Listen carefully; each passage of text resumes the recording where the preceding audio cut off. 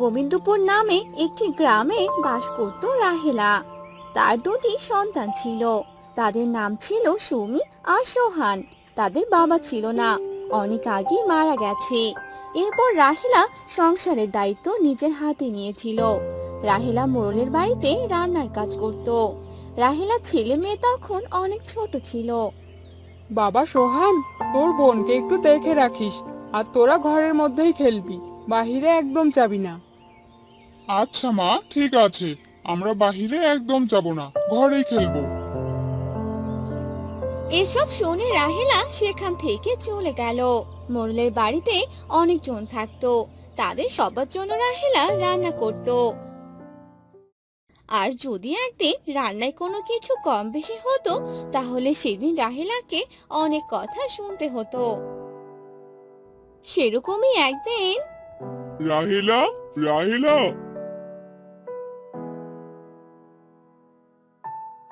জি মোড়ল মশাই, বলেন কি হয়েছে? কি হয়েছে মানে? তুই কি জানিস না কি হয়েছে? এসব কি রান্না করেছিস? লবণ তো একটুকু হয়নি। এগুলো খাবার কি আর খাওয়া যায় নাকি? হ্যাঁ, আমায় ক্ষমা করবেন মোড়ল মশাই, আমি বুঝতে পারিনি। আসলে অনেকগুলো খাবার রান্না করতে হয় আমাকে, তাই এরকমটা হয়েছে। তোকে কি আমি টাকা কম দেই নাকি? হ্যাঁ, যে তোর এরকম হয়। এরপর যদি আর এরকম কখনো হয়েছে, তাহলে তোকে কাজ থেকে বের করে দিব। যা, এখান থেকে চলে যা। তারপর রাহেলা সেখান থেকে চলে আসে।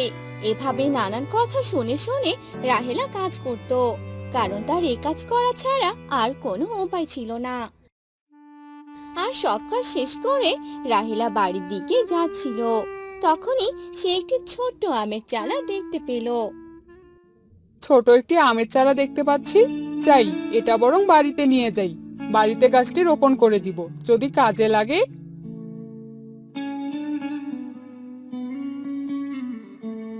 মা, মা, তুমি এসেছো? মা, আমার অনেক খিদে পেয়েছে। আমাকে এখন খেতে দাও। হ্যাঁ মা, আমারও অনেক খিদে পেয়েছে, আমাকেও খেতে দাও। আচ্ছা আচ্ছা, দিচ্ছি। আগে তো এই আমের গাছটি লাগাতে দে তোরা। এরপর রাহেলা সেই আমের গাছটি বাড়ির উঠোনে লাগিয়ে দিল আর পানি দিয়ে দিল। তারপর সবাই একসাথে খাবার খেয়ে নিল। এভাবে সেদিনটা কেটে গেল। আর সে ছোট আমের গাছটি আস্তে আস্তে বড় হতে লাগলো। আর রাহেলা সে গাছটির অনেক যত্ন নিত। একদিন সকালবেলা, মা দেখো, গাছটি কত বড় হয়ে গেছে। মা, এই গাছে আম ধরলে আমি খাবো। ঠিক আছে রে মা, গাছটা যখন আম দিবে তখন আমরা সবাই খাবো। মা, তুমি আজকে কাজ করতে যাবে না? না রে মা, শরীরটা ভালো লাগছে না, তাই আজকে যাব না।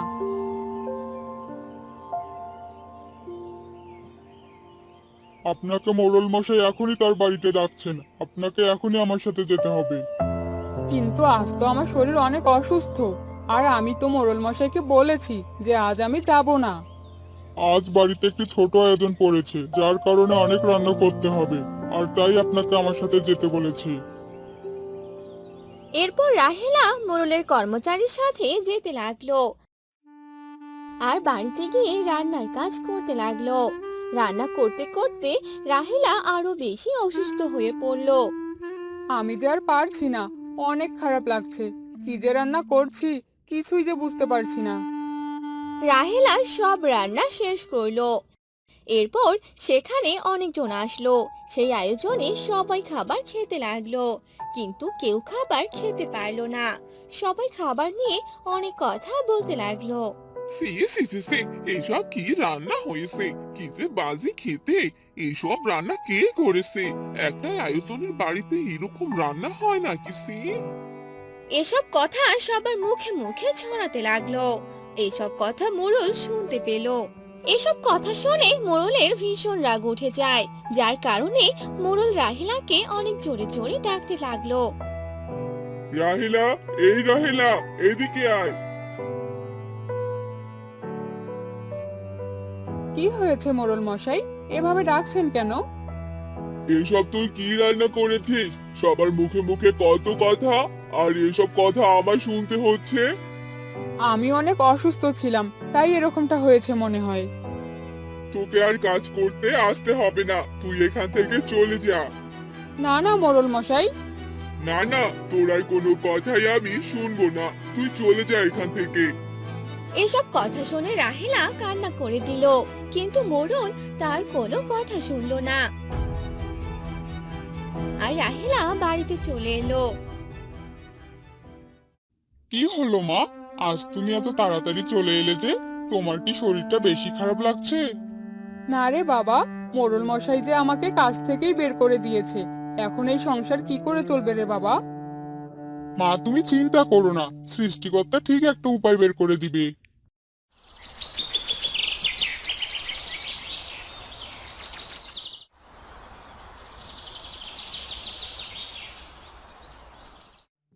এভাবেই অনেকদিন কেটে যায়। একদিন হঠাৎ করে রাহিলা মারা যায়। তারা দুই ভাই বোন একা হয়ে পড়ে। আর তখন সোহান সেই আম গাছটার নিচে বসে কান্না করতে থাকে। বাবাও নেই, মাও যে আমাদের ছেড়ে চলে গেল। হে সৃষ্টিকর্তা, কোনো উপায় তো বলে দাও।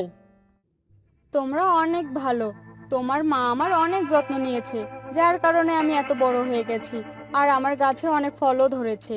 তুমি চাইলে এই ফলগুলো বাজারে বিক্রি করতে পারো, আর সেই টাকা দিয়ে তোমার আর তোমার বোনের ভালোভাবে দিন কাটবে। তুমি কথা বলতে পারো, আর তুমি আমার অনেক বড় উপকার করলে। এভাবে কেটে গেল কয়েক মাস।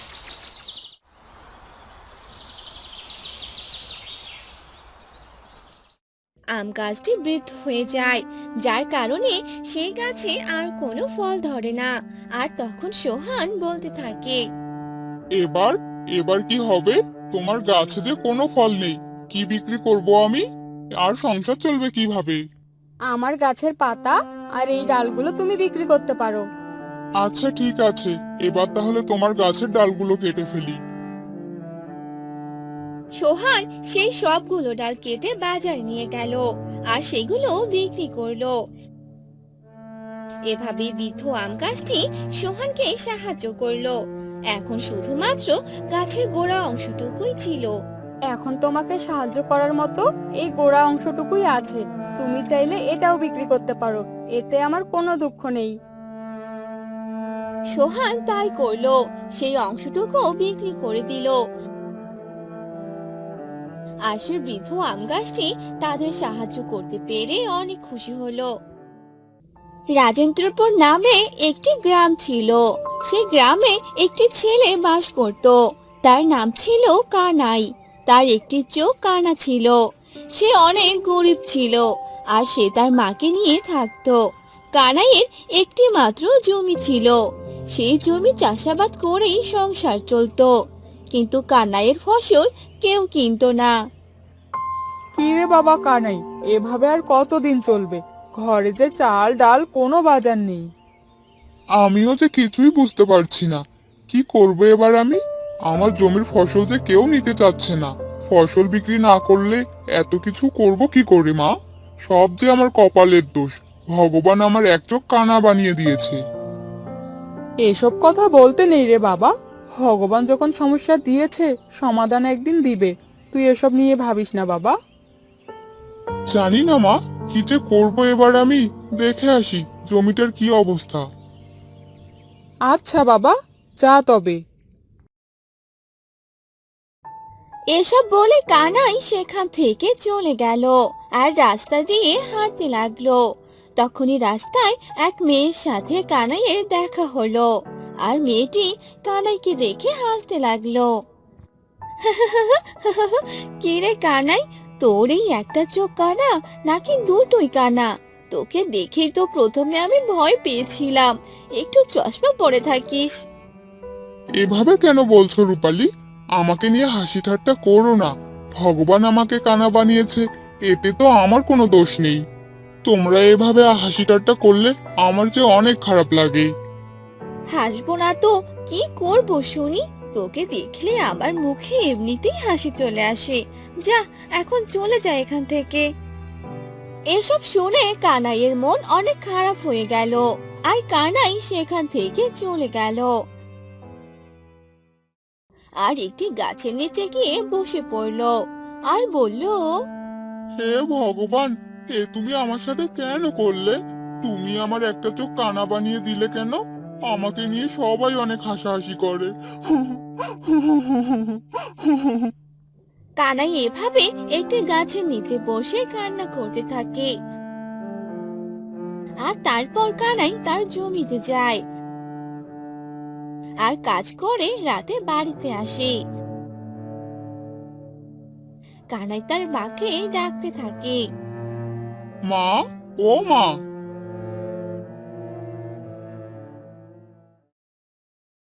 হ্যাঁ রে বাবা, এই তোর বাড়িতে আসার সময় হলো। আয়, হাত মুখ ধুয়ে আয়, আমি তোর জন্য খাবার বেড়ে দিচ্ছি। এরপর কানাই হাত মুখ ধুয়ে আসে আর তার মা খাবার বেড়ে দেয় আর কানাই খেতে ধরে। তখন কানাইয়ের মা কানাইকে বলে, হ্যাঁ বাবা, আমি বলছি কি, তুই একটা বিয়ে করে নে। বিয়ের বয়স তো পার হয়ে যাচ্ছে, এখন একটা বিয়ে করে নে। এসব তুমি কি বলছো মা? আমার মতো এই কানাকে কে আর বিয়ে করবে? আর সংসারের যা অবস্থা, এভাবে কি করে হয় মা? হবে হবে, সব হবে। আমার কাছে একটা মেয়ে আছে রে বাবা, মেয়েটাকে আমার খুব পছন্দ হয়েছে। মেয়ে? কোন মেয়ে মা? আর আমি বিয়ে করতে চাই না। আমাকে তো কোনো মেয়েই পছন্দ করবে না, বরং হাসাহাসি করবে। রূপালীর কথা বলছি রে বাবা, রূপালীকে আমার খুব পছন্দ হয়েছে। রূপালী? না না মা, এসব নিয়ে তুমি আর কথা বলো না। আমি এখন বিয়ে করব না। এসব বলে কানাই খাবার খেয়ে নেয় আর খেয়ে দিয়ে ঘুমিয়ে পড়ে। পরদিন সকালবেলা কানাই ঘুম থেকে উঠে পড়ে আর পুকুরে গোসল করতে যায়। আর সেখানে আরো কজন গোসল করতে এসেছিল। তারা সবাই গোসল করছিল। কিরে কানাই, তুই কি এই পুকুরে গোসল করতে এসেছিস? হ্যাঁ, আমি তো এখানেই প্রতিদিন গোসল করি। কেন, কি হয়েছে? কি, তুই এখানে প্রতিদিন গোসল করিস? আগে যদি জানতাম এ কথা, তাহলে এখানে আর কখনোই গোসল করতে আসতাম না। কেন রে, তোরা এভাবে কেন বলছিস? তোরাই পুকুর পাড়ে গোসল করতে পারলে, আমি কেন পারবো না? তুই তো কানা, তোকে দেখলেই তো আমাদের অনেক ভয় লাগে। তুই এই পুকুরে গোসল করলে পুকুরের পানি যে নোংরা হয়ে যাবে। তাই তুই যেখানে গোসল করবি সেখানে আমরা গোসল করবো না। এই চল তোরা। এরপর ছেলেটি সেখান থেকে চলে গেল আর সাথে থাকা দুজনকেও সঙ্গে করে নিয়ে গেল। আর ছেলেটির মুখে এসব কথা শুনে কানাইয়ের মন খারাপ হয়ে গেল। আমি যে কোথাও গেলে কোনো শান্তি পাই না, সবারই অনেক কথা শুনতে হয় আমার। এ আমার কেমন কপাল, কেউ যে আমার সাথে একটু ভালো ব্যবহারও করে না। এসব বলে কানাই গোসল করে নেয় আর বাড়িতে ফিরে খাবার খায় আর বলে, মা, আমি আজ শহরে যাব, দেখি সেখানে কোনো কাজের খোঁজ পাই কিনা। আচ্ছা বাবা, ঠিক আছে, সাবধানে যাস। আচ্ছা মা। এরপর কানাই শহরের উদ্দেশ্যে রওনা দেয়, কিন্তু কোনো কাজই সে পায় না। যেখানে যায় সবাই তাকে বের করে দেয়। কানাই নিঃস্ব হয়ে বাড়িতে ফিরে আসে। এভাবে অনেকদিন কেটে যায়।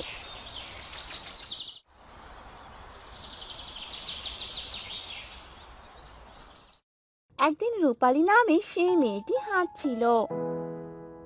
সেদিন কানাইও তার জমির দিকে যেতে লাগলো। অমন সময় রূপালী একটি কাদা ভরা গর্তে পড়ে যায়। আহ, পড়ে গেলাম রে বাবা, বাঁচাও, কে আছো, বাঁচাও আমাকে।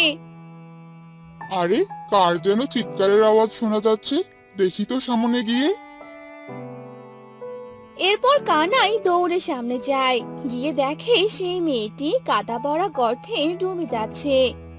বাঁচাও, বাঁচাও আমাকে, আমি যে কাদার ভেতরে ডুবে যাচ্ছি। এরপর কানাই তার হাত বাড়িয়ে দেয় আর রূপালী কানাইয়ের হাত ধরে উপরে উঠে আসে। আর রূপালীর পুরো শরীরে কাদা লেগে থাকে। তোমাকে অনেক ধন্যবাদ, আজ যে তুমি আমার জীবন বাঁচালে। কি হলো, তুমি এভাবে মাথা নিচু করে দাঁড়িয়ে আছো কেন? আমি আর তোমাকে নিয়ে হাসি ঠাট্টা করব না। আমি যে অনেক বড় ভুল করেছি, তুমি আমাকে ক্ষমা করে দিও। ঠিক আছে। এরপর কানাই সেখান থেকে চলে গেল।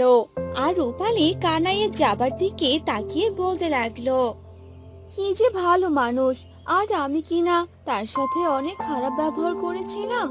এটা আমি একদম ঠিক করিনি। এরপর রূপালী বাড়িতে চলে যায়। আর রূপালী তার বাবাকে বলে, বাবা, আমি আমাদের গ্রামের কানাইকে বিয়ে করতে চাই। এসব তুই কি বলছিস মা? তুই কানাইকে বিয়ে করতে চাস মানে কি? কানাই তো কানা, আর ওরা অনেক গরিব। কানা হয়েছে তো কি হয়েছে বাবা, কানাই অনেক ভালো, আর আমি ওকেই বিয়ে করব। রূপালী তার বাবাকে অনেক কষ্টে রাজি করায়। আর রূপালীর বাবা কানাইয়ের বাড়িতে খবর পাঠিয়ে দেয়। তারা সবাই রাজি হওয়াতে কানাই ও রূপালীর বিয়ে হয়ে যায়। আর এরপর থেকে কানাই আরো ভালোভাবে কাজ করতে থাকে। এখন কানাইয়ের সাথে সকলে অনেক ভালো ব্যবহার করে। আর কানাইয়ের সবগুলো ফসল অনেক ভালো দামে বিক্রি করে। এরপর থেকে তারা সুখে শান্তিতে বসবাস করে।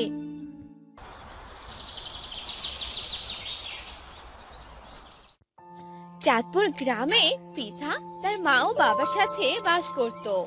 তারা খুব গরিব ছিল। পৃথার বাবা প্রতীক একজন জেলে ছিল। অন্যের পুকুরে গিয়ে মাছ ধরে দিয়ে যা পেত তাই দিয়ে সংসার চালাতো।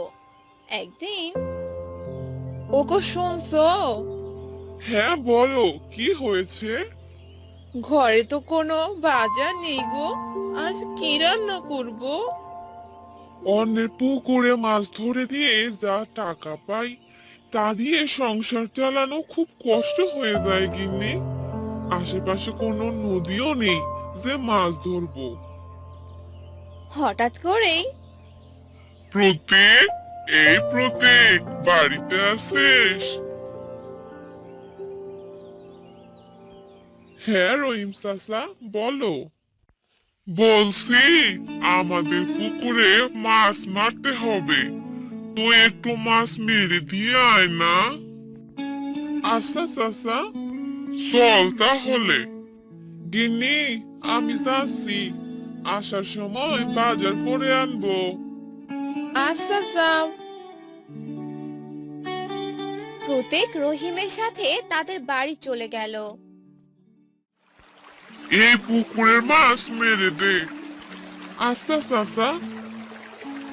মাছ মারা শেষে প্রতীক, বলছি কি, এখন তো হাতে কোনো টাকা নেই। তুই এই চিংড়ি মাছগুলো নিয়ে যা। আচ্ছা চাচা। প্রতীক মাছগুলো নিয়ে নিজের বাড়িতে চলে যায়। আর বাড়ি যেতে যেতে অনেক রাত হয়ে যায়। গিন্নি, ও গিন্নি, এদিকে এসো। হ্যাঁ গো, বলো। এই চিংড়ি মাছগুলো নাও, রহিম চাচা দিল। মনে হচ্ছে এখনই বৃষ্টি নেমে পড়বে। আমি বরং এই চিংড়িগুলো ঘরে চালে রেখে দেই। একটু পরেই অনেক বৃষ্টি শুরু হয়ে গেল। ঘরে না কোনো বাজার নেই, কি রান্না করলে তাহলে? খিচুড়ি রান্না করেছি গো, খিচুড়ি। আরে বাহ, এই বৃষ্টির দিনে গরম গরম খিচুড়ি। হ্যাঁ গো হ্যাঁ।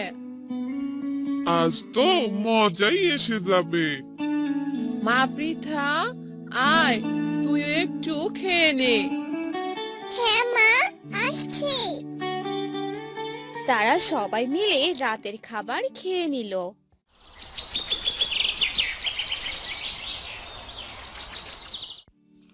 আহ, অনেকদিন পর তৃপ্তি সহকারে খেলাম, এখন সেই ঘুম হবে। এবার শুয়ে পড়ো। পরের দিন এ কি, চিংড়ি মাছ তো অনেকগুলো হয়ে গেছে। রাতের বৃষ্টিটা অনেক কাজে লেগেছে দেখছি। মা, ও মা, তুমি কি করছো এখানে? দেখ, রাতে আমি এখানে অল্প কিছু চিংড়ি মাছ রেখেছিলাম, আর সকালেই অনেকগুলো হয়ে গেছে। সত্যি মা? হ্যাঁ রে, একটা কথা ভাবছি। কি কথা মা? আমাদের তো কোনো পুকুর নেই, তাই আমি ভাবছিলাম ঘরের চালে চিংড়ি চাষ করব। কি বলো মা, ঘরে চালে চিংড়ি চাষ? হ্যাঁ রে হ্যাঁ। পৃথা ঘরের চালে চিংড়ি চাষের জন্য সবকিছু ঠিক করতে লাগলো। এ কি, তুমি সকাল সকাল চালের উপর কি করছো? ঘরের চালে চিংড়ি চাষ করবো গো, চিংড়ি চাষ। আরে, পাগল হয়ে গেলে নাকি তুমি? আরে না গো, তুমি আমাকে কাল যে চিংড়ি মাছগুলো দিয়েছিলে সেগুলো আমি চালের উপর রেখেছিলাম।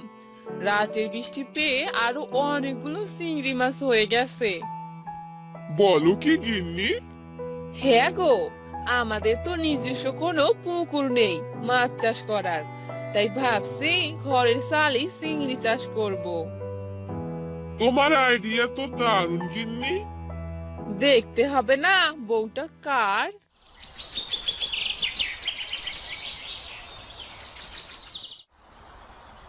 পরের দিন সকালবেলা ওগো শুনছো, দেখো আমাদের ঘরের চালে কত সুন্দর চিংড়ি চাষ হয়েছে।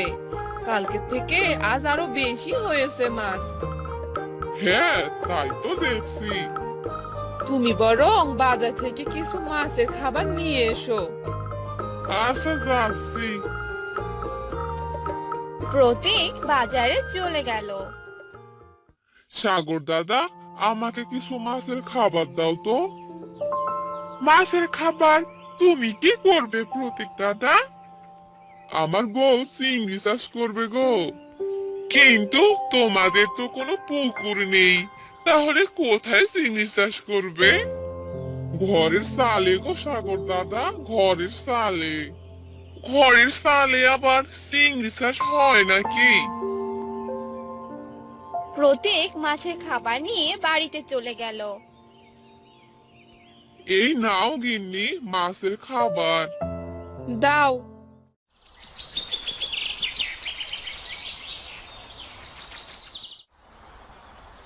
বেশ কয়েকদিন পর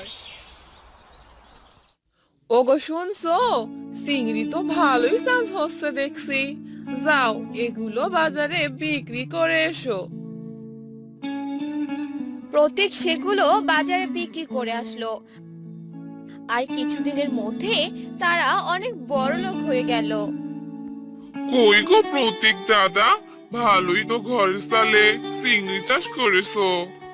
হ্যাঁ দাদা, আইডিয়াটা আমার বই দিয়েছে, আর তার জন্য এত ভালো চিংড়ি চাষ করতে পেরেছি। ভালোই তো, একখান বউ পেয়েছো।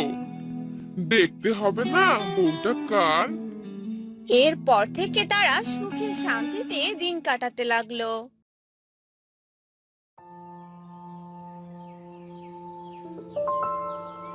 কিরে কান্ত, কোথায় গেলি রে বাবা? দেখো কাণ্ড পাগল ছেলের। তুই এই সকালবেলা পুকুরে কি দিচ্ছিস শুনি? এই তো মা, পুকুরের মাছগুলোকে খাবার দিচ্ছি। তুই কি আমার কথা রাখবি না? আর কতবার বলবো তোকে? তুমি তো এখানে এসে কিছুই বলনি। আমি এই পৃথিবী ছেড়ে দিলে কি তুই বিয়ে করবি? বাড়িটা কেমন ফাঁকা ফাঁকা লাগে। বিয়ে শাদী তো সারা জীবনের ব্যাপার, আর এখনই আমি ভালো মেয়ে কোথায় পাবো? ভালো মেয়ে পেলে আমি এখনই বিয়ে করব। কি বললি? সত্যি? শোন, আমার বান্ধবীর একটা মেয়ে আছে, দেখতে অনেক মিষ্টি। আমি সব কথা পাকা করে এসেছি, কালকেই তোদের বিয়ে। এরপর কান্তর বিয়ে হয়ে যায়, আর তারা তিনজন মিলে অনেক সুখে দিন কাটাতে লাগলো।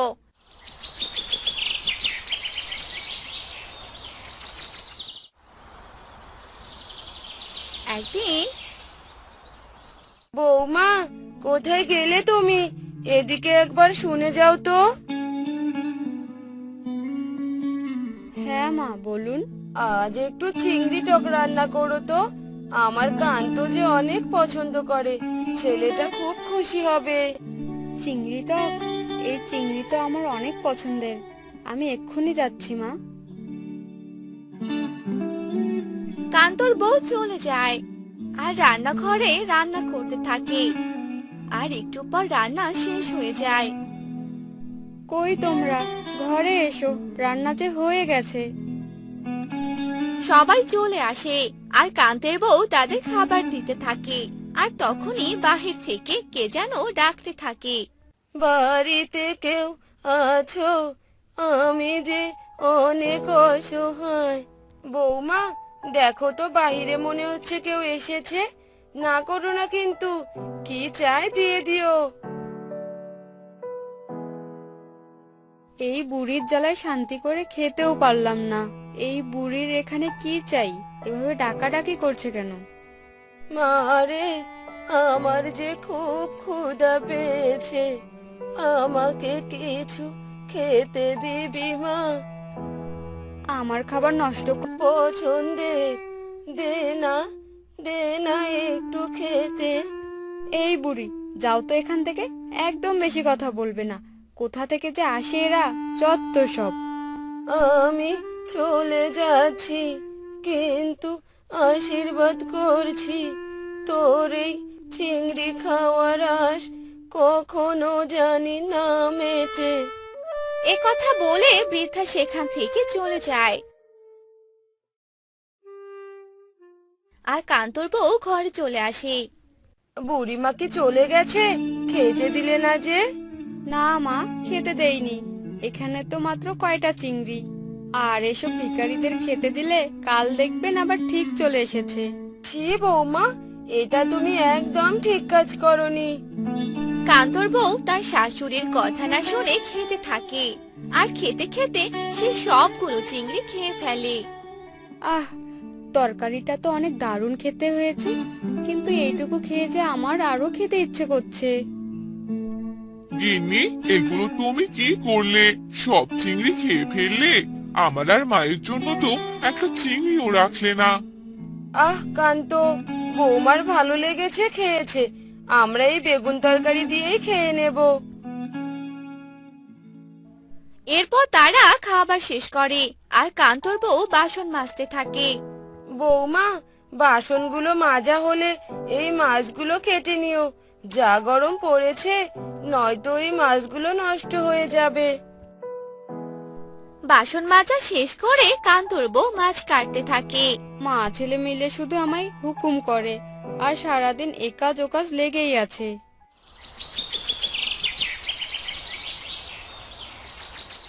শোনো না, এসব মাছ খেতে আমার একদম ভালো লাগে না। আমার শুধু চিংড়ি মাছ খেতে ইচ্ছে করে। ও, এই কথা। আচ্ছা, তোমাকে কাল অনেকগুলো চিংড়ি এনে দেব।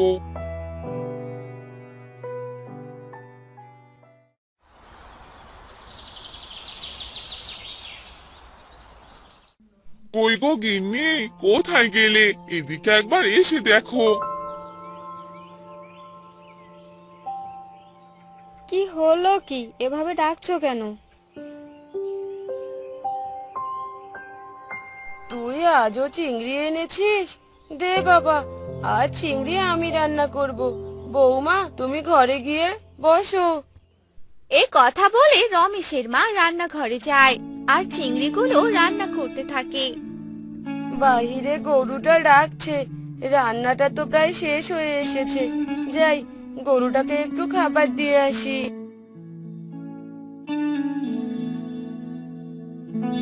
আহ, রান্নাঘর থেকে কি সুন্দর গন্ধ আসছে। মনে হচ্ছে রান্নাটা হয়ে গেছে। যাই দেখে আসি। কান্তর বউ রান্নাঘরে আসে আর চুপি চুপি সব চিংড়ি মাছ খেয়ে পালিয়ে যায়। একটু পর কান্তর মা রান্নাঘরে আসে। হায় হায়, এ কি সর্বনাশ হলো আমার! এখনই তো চুলোর উপরে রেখে গেলাম তরকারি, অতগুলো চিংড়ি কে খেলো?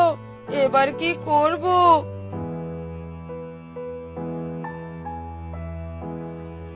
আপনি রান্না কেন করছেন? কি হয়েছে?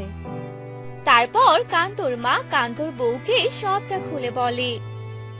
আরে মা, খেয়েছে হয়তো বিড়ালে। আপনি এভাবে কাঁদবেন না। আমি আপনার ছেলে আসলে সব বুঝিয়ে বলবো।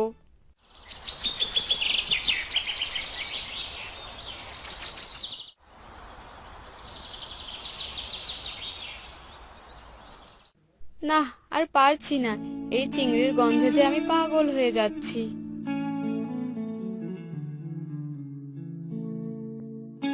এই বলে কান্তর বউ পাশের বাড়ির রান্নাঘরে উকি দেয় আর দেখে সেখানে কেউ নেই।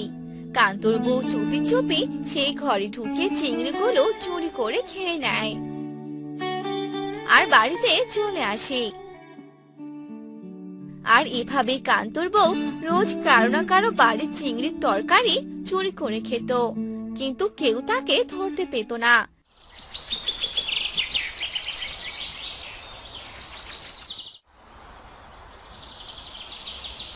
একদিন উফ, আজও উনি বাড়িতে চিংড়ি রান্না করেছে।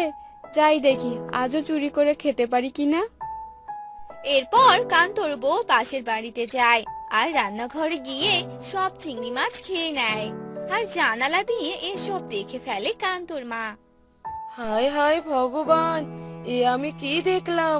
নিজের চোখকে যে বিশ্বাস করতে পারছি না।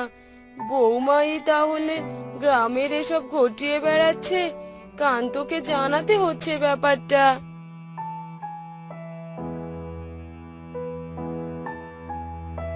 বাবা কান্ত, কান্ত, কোথায় তুই? তাড়াতাড়ি এদিকে আয়, সর্বনেশে কাণ্ড ঘটে গেছে যে।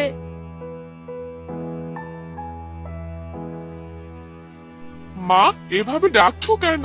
কি হয়েছে বলো তো? গ্রামে যে সবার বাড়িতে চিংড়ি চুরি হচ্ছে, এ কাজ যে তোর বউই করছে।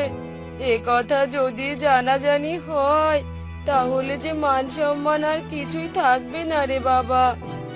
এসব তুমি কি বলছো মা? আমি যে নিজের কানকে বিশ্বাস করতে পারছি না। এবার আমি কি করব? ঘর থেকে এসব কথা সব শুনতে পায় কান্তর বউ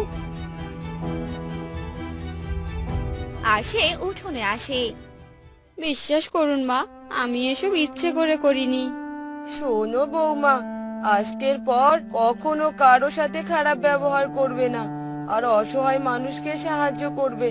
তাহলে দেখবে তোমার এই বদ অভ্যাস পরিবর্তন হয়ে যাবে।